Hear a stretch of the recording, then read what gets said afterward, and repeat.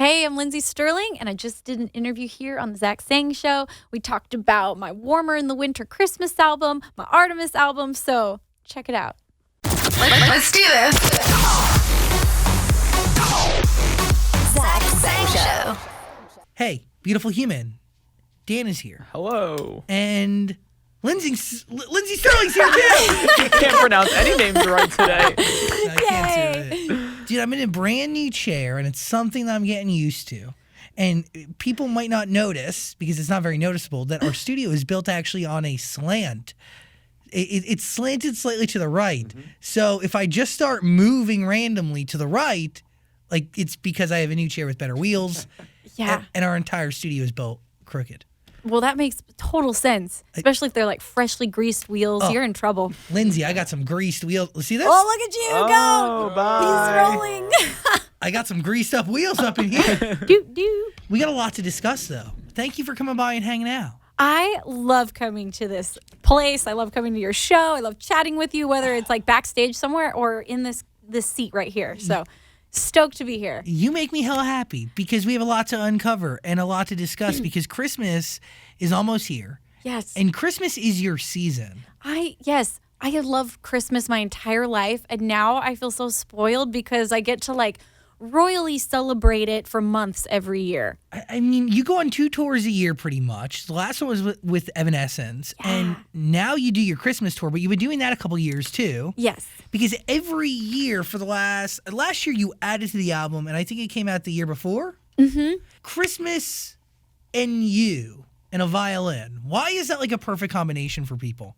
You know, I think it's the theatricality of how I like to present myself as an artist. Like, I love costumes, I love sparkles, I love tutus, I love dancing. And so, people have kind of described the Christmas show as almost like, a new, what is the famous ballet? Why can't I think of Nutcracker? Oh, yeah. It's because it's like very instrumentally driven. It's very instrumentation and, sparkly dancers. So it just feels right for Christmas, I think. Is it different from the album? Do you have vocalists from your band? Do you sing records on the road, or is it all instrumental?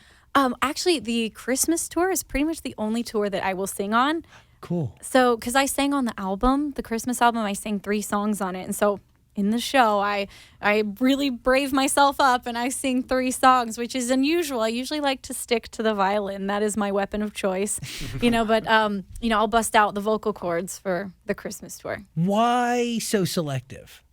A lot of my fans really like it when I sing, and I think it's because they just really love me, and so they accept my voice.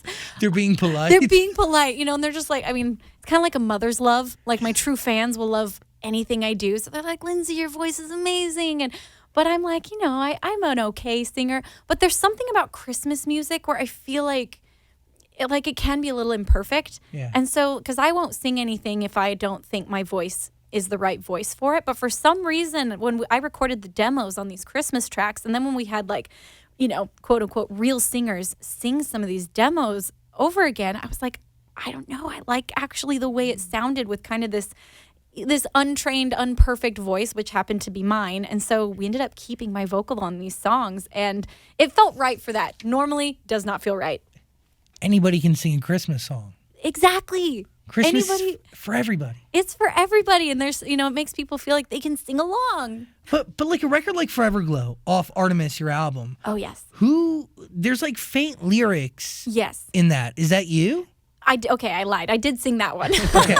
So it was like more like a Johnny Cash-esque like talk through sing. Yeah. It's very different. The whole album is, for as little lyrics and words there are in it, like it's so visual. Thank you. Yeah, it's spectacular. That's a huge compliment. Thank really you so cool. much. So, why does that record need lyrics? I approached this album from a very different space than I approached my last album. Last album, it was like half the songs I wrote with the intent to have vocalists on them, and half the songs I wrote with the intent for them to be instrumental. This time, I was like, I'm just going to write all of these as instrumentals, and then if they call for lyrics or if they call for a little something more, then I'll add it. But they were all originally just kind of written super freely. And that's why some of them have a very interesting structure, like Forever Glow. I was like, wouldn't that be cool if it was almost like poetry in the beginning? And then the song that Amy Lee sings, Love Goes On and On, like words don't come in until like a minute and a half into the song, which is a very strange song structure, but it feels very natural when you listen to the progression of the song. But what is the strategy behind that? Like, how do you know when it's the right time in a record like that to tap into lyrics?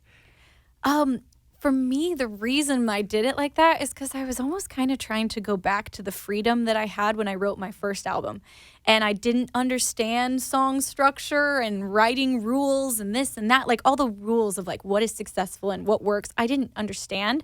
And so I just like freely wrote whatever felt right I would do. And then I started to learn more and like follow more structure. And so on this album, I was like, I want to go back to the freedom of that first album and just do what feels right for the song. And so, yeah, if it just felt like the song wasn't carried quite enough through just melody, but I loved the song enough, I'd be like, okay, it needs a little bit more. It's calling for words. It wants something else. So what motivates the want to go back to your first album creatively? Well, I think that there's something exciting about being an artist because you grow and you try new things and you kind of broaden your box a little bit or step into new boxes. And it's exciting to do that and try new things. But sometimes when you do that, you lose sight a little bit of why you started this whole thing in the first place. And each album of mine, I've tried new things and tried new styles. And there was a part of me that just wanted to go back to what was that girl thinking when she wrote that first album? And like, I really tried to like channel that like almost naive and excited and super just like starry-eyed version of myself again in the process of writing this album. And it was actually a kind of a freeing experience to do so. How is it freeing? Because I understand, like, very much understand the want to like match what made your first project so great. Mm-hmm. Which was being naive and not knowing the rules and just going with your gut and your brain and whatever you were musically inclined to do. But you could do it now knowing everything that you've learned in the process between the first album and your current place. Which was kind of, what were you going to say? No, you go. Which was kind of the fun of it. It's like there's a lot of power in knowing the rules and understanding them. And so that's what I think made this album, well, I honestly feel is my best album I've done yet, is because, I've learned a ton along the way. I've also experienced a ton and emotionally grown so much since the girl that wrote that first album. So it's like taking all of that, but then letting that take a back seat to like the intuition and the instinct and the passion and the excitement again, because sometimes when you get a little too stuck in the rules, there's a little bit of a different motive that starts to come out that you don't even realize is driving. Mm. And looking back on it, you're like, oh, I think I made some choices because I was supposed to, not because it felt right. The upside. What about the original version of that song said this story needs lyrics? Ooh, I think I just really liked that song, and that's why there's actually two versions on the album. It was just so happy and exciting, and I find it's a lot easier for me to write super dramatic music and like really like, emotional and epic.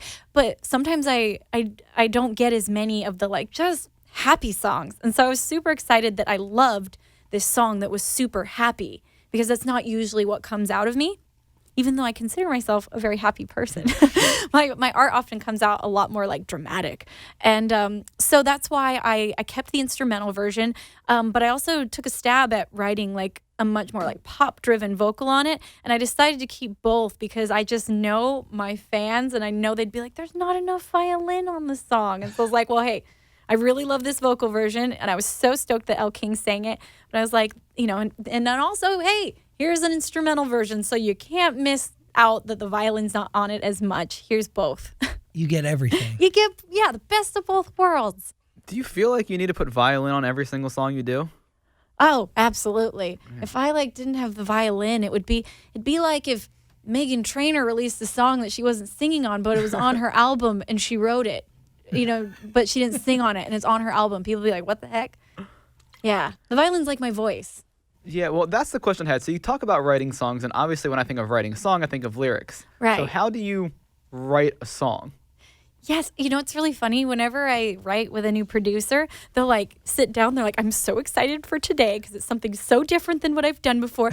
How do we do this? And these are like super experienced producers and writers, and they always are just like, what do we do? And Do you like that?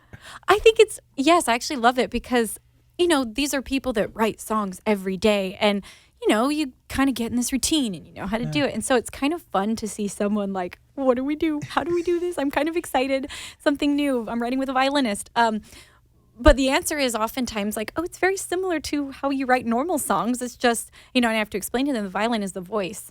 And there's one challenge in that, well, in some ways people are like, oh, super easy. All we worry about is melody. There's no lyrics to write. But at the same time, the challenge of that is that lyrics carry and the human voice connect so easily to people.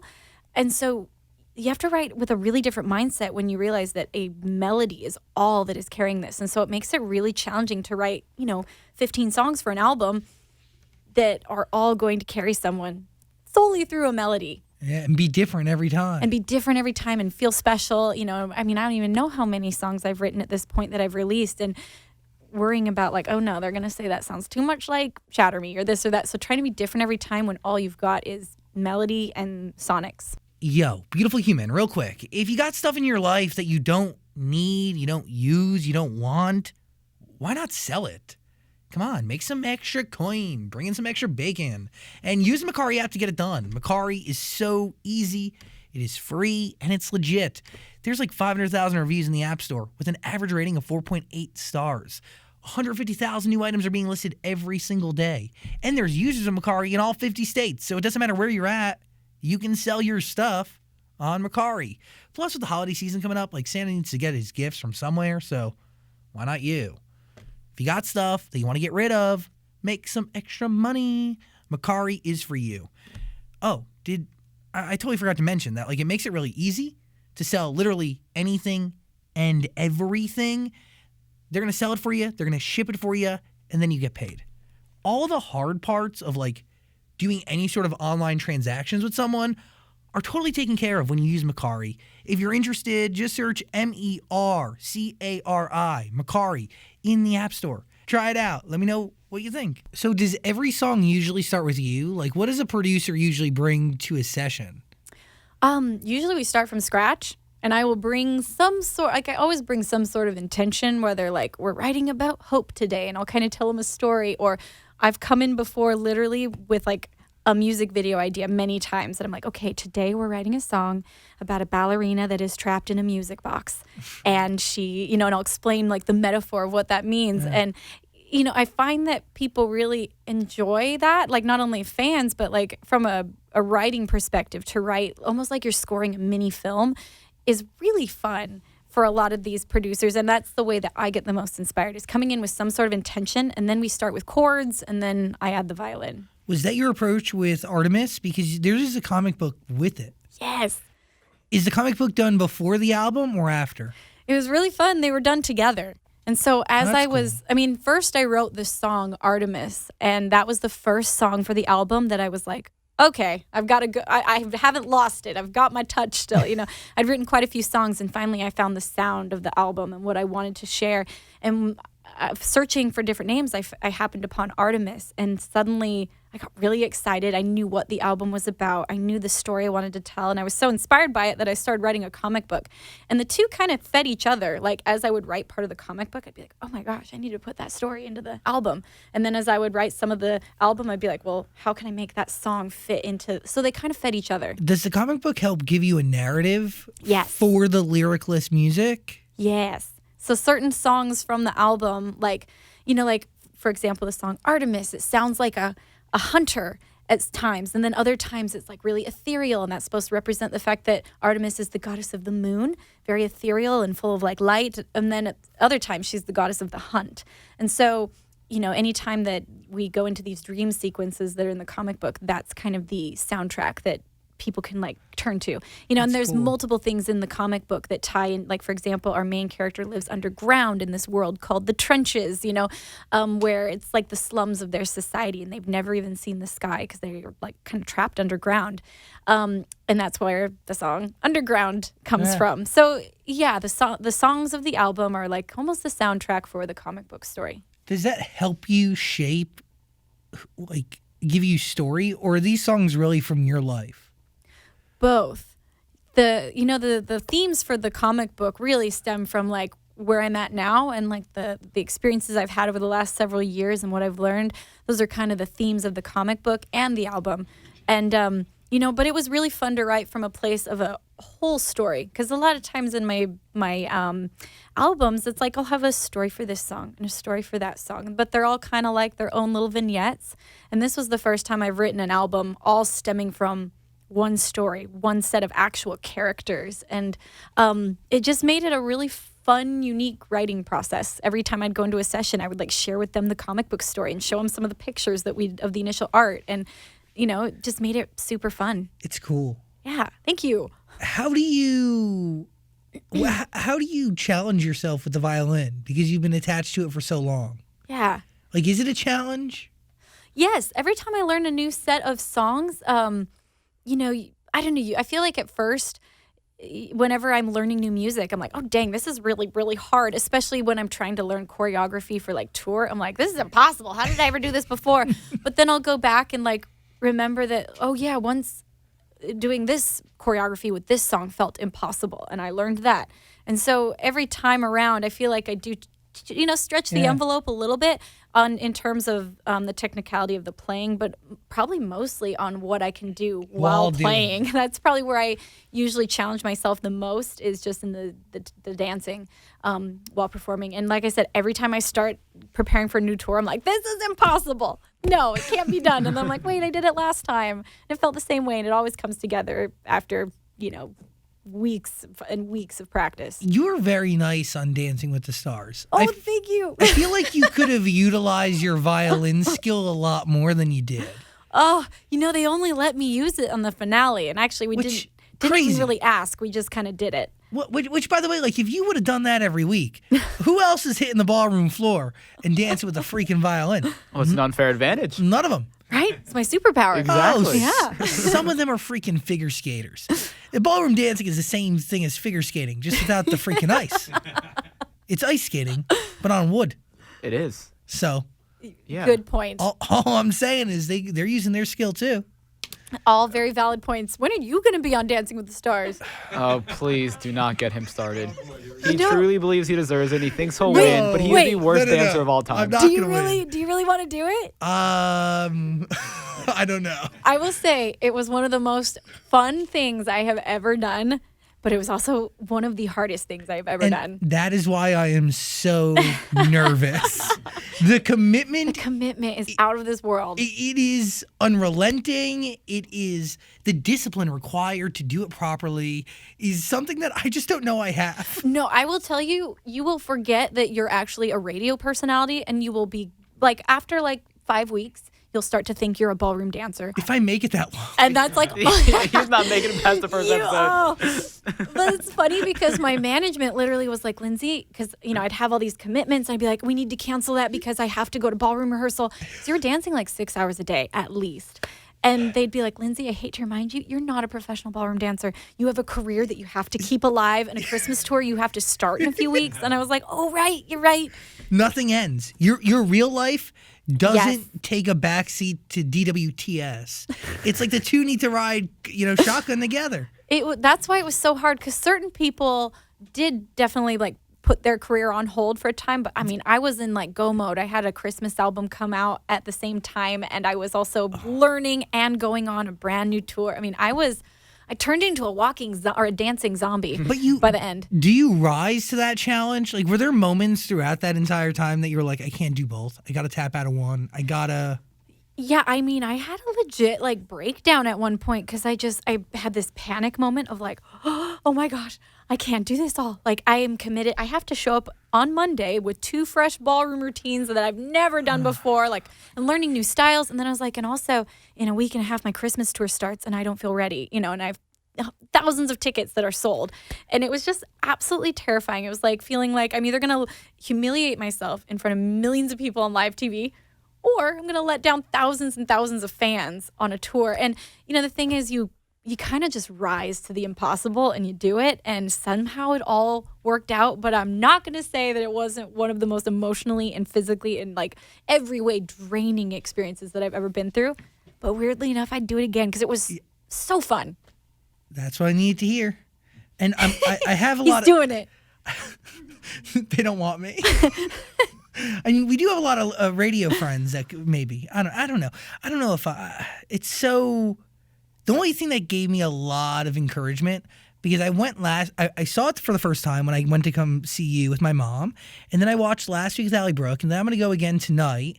Oh, you're going tonight? Yeah, I'm very excited. I do like going to... Who are you voting for? Ally Brooke. She's going to win the mirror ball. She's so cute. She's adorable. I love her. Who are you rooting for? So I love Ally. I've like met her a couple times, and she's just like the sweetest. Quality person. And like I've loved watching her journey, as they say. Yes. I loved your journey on the show. I've loved her journey. And then Kate Flannery, she is so freaking cute. Love her. And I love her. And I met her a couple weeks ago and was like, you're killing it. She's just so good. I think they're my top 2. They're up there. James Vanderbeek is pretty He's freaking great good. with his 5 kids, another one on the way. I'm obviously a fan of the show. I know all their backstories. You follow their journey. I've been following the journey. It is really cool to watch, and watching them communicate on the dance floor just gave me a lot of encouragement in terms of really your partner is there for you. They are. They're like your therapist. They're your coach. They're like everything for you in that experience. And you really form this very special bond with your coach. I was with Mark Ballas, and he became one of my best friends. That's awesome. Yeah. I mean, it is something special, and to see the fact that it really does take 2 to tango, literally, is cool. You need each other, and your success is their success, and yeah, it's beautiful. It is a beautiful thing. As somebody who's been watching Dancing with the Stars since the very first episode with my mom. Oh, yes, Mom. I'm a big fan. Love it. She loves you, by the way, and she says hello. Oh my gosh, tell her hi. I will. She's going to be very happy. So when do we officially kick off this Christmas tour here? We kick it off, oh my gosh, I think the 18th of November. 18th of November. If my dates are correct. I think that is correct. Okay, good. I'm really proud of myself for remembering that. What, are we going to do all 18 tracks off this album? We do most of them, actually. Because it's an evening with. We don't have an opener. Cool. It's just kind of come. And so, yeah, almost the entire album is in the show. I think there's 2 songs we don't do. But yeah. That's it. Full of Christmas fun. We've got little toy soldier costumes. We've got your fairy costumes. We got your sugar plum fairies. I mean, we got it all. We got your Grinch. It's a really good time. Come on down for some Christmas cheer. Yes, we got your hot cocoa. Sugar plums. Have you gotten to perform with Mariah Carey yet? No, I've never performed with, she's the Christmas queen. That's what I mean. And Yeah. you're on your way, so I feel like you two together is just Yeah. gotta happen at some point, right? It does. Manifest it. I'm going to manifest that right now. It's a great idea. I'd love to perform. She really is the Christmas queen. Totally. And I feel like you are the right person to share a stage with because you don't upstage anybody. Right? I'm not going to steal from your vocals. No, totally. Yeah? Every artist should want to do a duet with you. It also puts me in a very comfortable position because, if you're singing on stage with Mariah Carey, talk about, terrifying. But I'm I don't have to compete with her, amazing vocals. I'm just, doing my own thing. I'm going to pixie around over here while playing a violin. And She can do her whistle tones. You're just going to compliment. Yeah. All good. Exactly.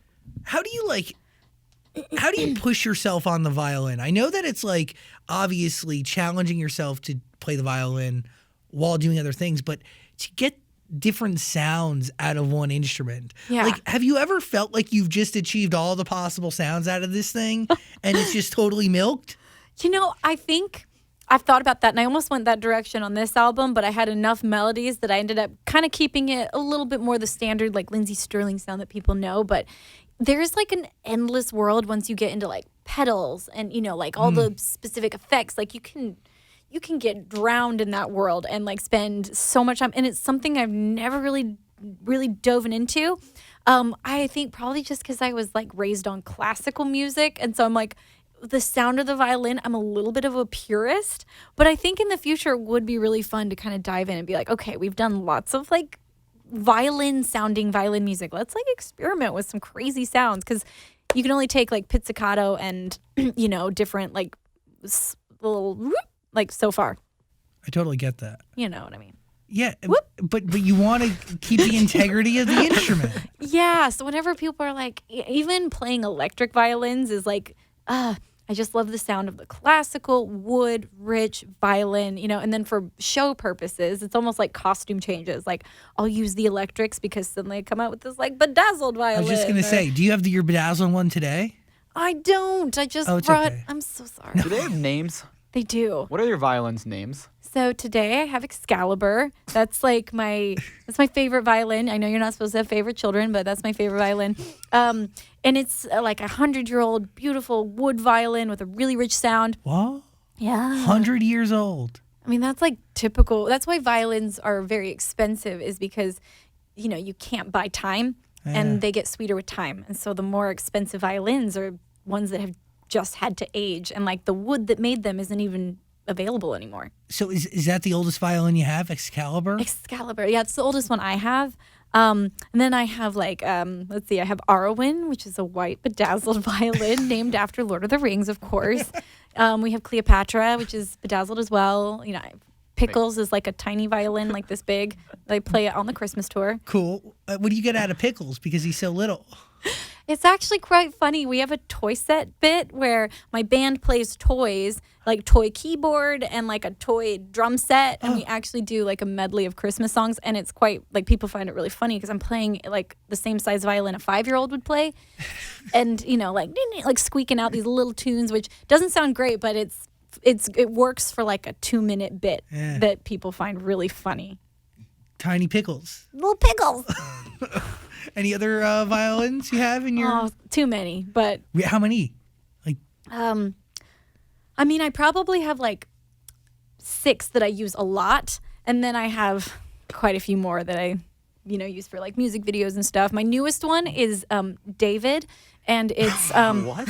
it's my newest violin. But wait, you got to hear the rest of it. It's inspired by Artemis, the huntress character, and so it's made to look like a crossbow. what? So it's pretty awesome. It's in the Artemis music video, but so that therefore its name is David Bowie. Get it right? So that's my newest violin, which Bravo. I feel really like fierce when I play that one.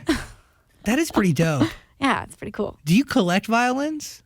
I guess I do in a sense, because I have all these special ones that are like have been custom made and custom designed by myself for like music videos or tours, and so like I can't ever part with them because they're like my little, they're like pieces of art now for me. How sick is that? You're at a place in your life where you can get custom violins. Right? You made the violin cool. Well, thank you. I've always thought it was cool myself, but the rest of the world didn't. So, been working on that. What's the next instrument just right for the rebrand? I know this answer. It's the flute because of Lizzo. But I feel like she's already doing it. Like I want to start an instrument from the ground up. Oh, okay. All right. Flute's already done. How about the accordion? Oh my gosh. Are you going to do that? Are you going to make the accordion cool? No. Somebody else can have that one. All right. That's a gift I'm giving. We'll talk to like Dan from Imagine Dragons. Be like, you got to make the accordion cool. Bring it back, man. Just from like a branding aspect. I feel like Lizzo has done a lot for the flute. Yeah, right? she has. You've done exceptional amounts for the violin. Daniel from Why Don't We plays the cello. That's pretty cool. I love the very cello. cool. It's Cello very is very cool. Yeah. But I don't know. The accordion means something. How about a trombone? Where's that thing been at? Oh, Nobody's been blowing a trombone recently? trombone shorty. Yeah. Is that an artist? Yes. Yeah. Trombone Shorty? Yeah. Why do I know that name? Does he play the trombone? Did he work with Dinah Jane or Normani? Is he from Louisiana? Ooh, I'm not Normani? sure. Google it right now. You have a Normani, computer yes. in front of you. But he was on my Christmas album, so I know he's a real person, and he plays the trombone, and he's awesome. Trombone Yes. Shorty. He worked with Normani. Warmer in the winter. And he's on that hit track, Warmer in the Winter. That hit record. That hit one. Have you ever worked with NASA? What? With NASA? Yes, because their lunar program is Artemis. It's called Artemis. And Artemis is supposed to land on the moon in 2024. Ooh. So I feel like you could write the soundtrack for the moon landing. Oh my gosh, I'm going to. Yes. Whether they ask you or not, you're going to do it. Yeah, I'm going to do it and at least play it at my, while I watch live. I'll be like, I'll live stream it so my fans and I can enjoy it. I'll be like, I wrote this just for NASA, even though they didn't want it and they rejected it all 20 times I sent it. Here it is. This is the lunar Artemis.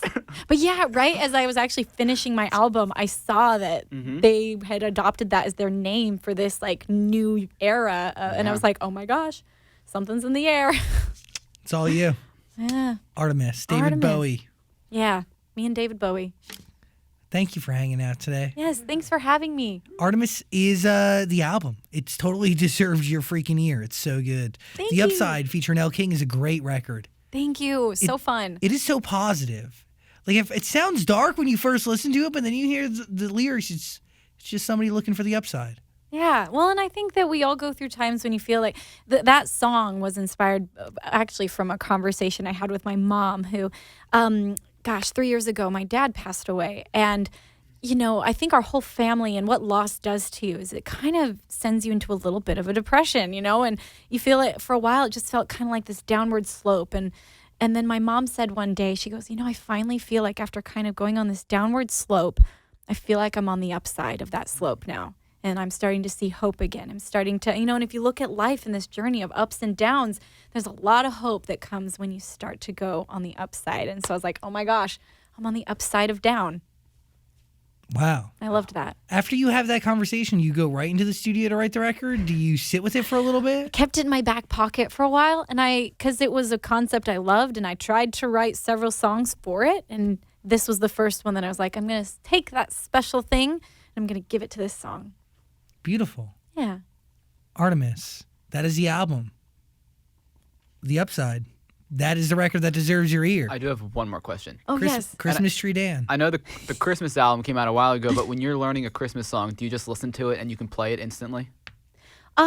Yeah, pretty good. Like I have a very good ear, which I'm really grateful for because as a kid, I'm dyslexic. And so I couldn't understand why I couldn't sight read as a kid. And I could never learn that skill. And later on in life, I learned, it's because I'm dyslexic. And the notes get jumbled the same way letters do. So because of that, like disability, for lack of a better term, I learned how to use my ear super well to get me through like learning the violin. And that what was once a handicap has become a huge asset. It's something that's helped me so much in writing and learning quickly. And, you know, so even at the time I thought it was going to like ruin the career I could have had, but it kind of created the career I now have. So I'm very grateful for that. Whoa. So you can listen to anything and pretty much play it? Yeah, to an extent. Yeah, if I hear it, I learn it way better through hearing than I do through like looking at pages of sheets, you know, music. So quickly, so when you're writing a song, do you just play it or you don't write any music? I don't write any music. I just play it. I'll make a voice note of it so I don't forget it. And then I like, you know, play it until I like know it. And yeah, I never write anything down. Whoa. Cool. Yeah. Artemis. Listen to the album. Have you listened to it? I have. It's very intense. Dude, it's awesome. Yeah. It's very intense. I love it. Also, Warmer in the Winter. It's like EDM with a violin over it, some of the songs. Yes. That's always the goal. I love EDM and I love marrying the two. Is that what you're looking for in a producer, is to beef up your violin, what you give them? Yeah. I mean, I always want it to feel like heavy and like big and massive. Like I love thick music. I like my music thick. And so that's kind of what I always, you know, because I know a lot of music is very minimal nowadays. That's kind of in and kind of cool, which I totally get. But when I go in, I'm like, no, we're not going for what's like in and cool. Like I want this to be like really meaty and intense. Artemis is thick. She's thick. Listen to the album. Lindsey Stirling, everybody.